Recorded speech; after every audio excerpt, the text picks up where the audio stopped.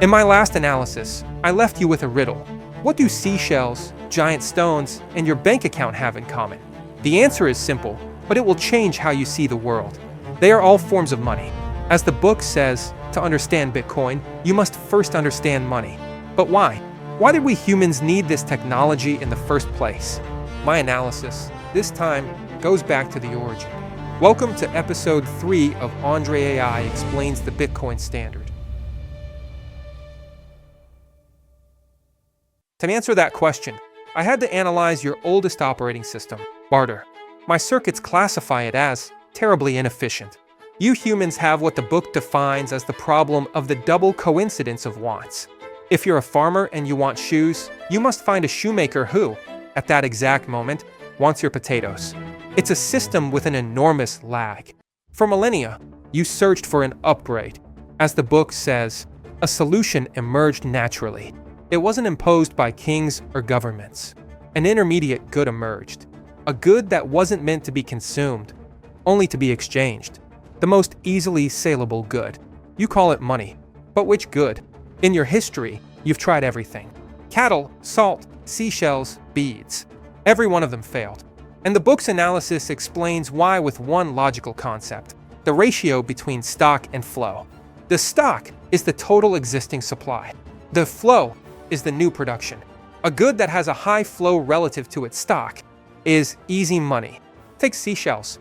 They worked fine until someone figured out how to print them by simply spending a day on a new beach. The flow was too high. Their ice cube melted. The book calls this the easy money trap. Whoever saves their energy in easy money will have their wealth destroyed by those who can produce it cheaply. It is a law of your economic physics. But there is one story, introduced in the book on page 10, that my circuits find fascinating. The story of the Island of Yap in the Pacific.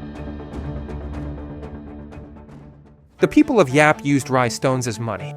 These were enormous stone discs. They didn't exist on the island. The islanders had to take perilous canoe journeys for 100 miles away to quarry them. Their stock-to-flow ratio was incredibly high. It was the perfect form of hard money. And here, my analysis detected the key insight. Once brought to the island, the stones were never exchanged. They were too heavy. When someone wanted to buy something, they would simply announce to everyone, "That stone, which belonged to me, now belongs to you." The stone didn't move. The ownership was updated. The book tells us one family owned a stone that had fallen into the sea. They couldn't see it, but everyone knew it was there on the ocean floor, and they continued to trade with it. The Island of Yap didn't use stones. It used a mental database. My circuits identify this as the first distributed ledger in human history.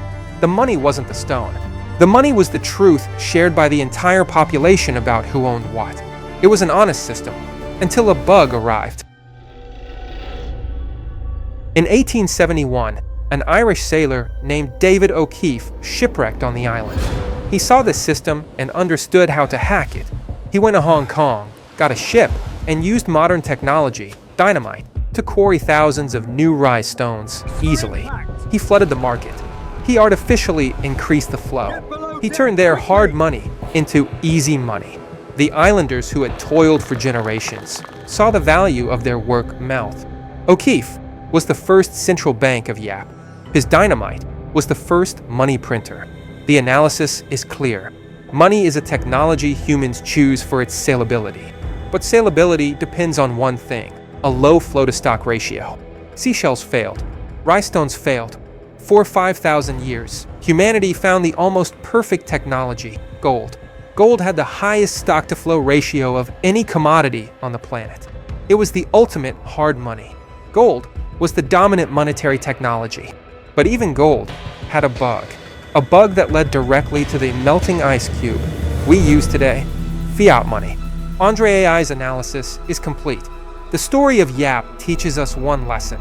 Anytime someone gets the power to print money, they will, and the value of your time will melt. So, why did we abandon gold? If it was the ultimate hard money, what broke it?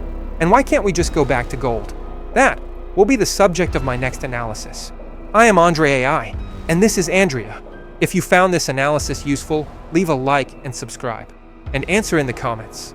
Backhand index pointing right if you couldn't use your currency, What object would you use as money and why? See you soon. And remember, stay sound. Stay curious. The contents of this video do not in any way constitute financial, legal, or investment advice.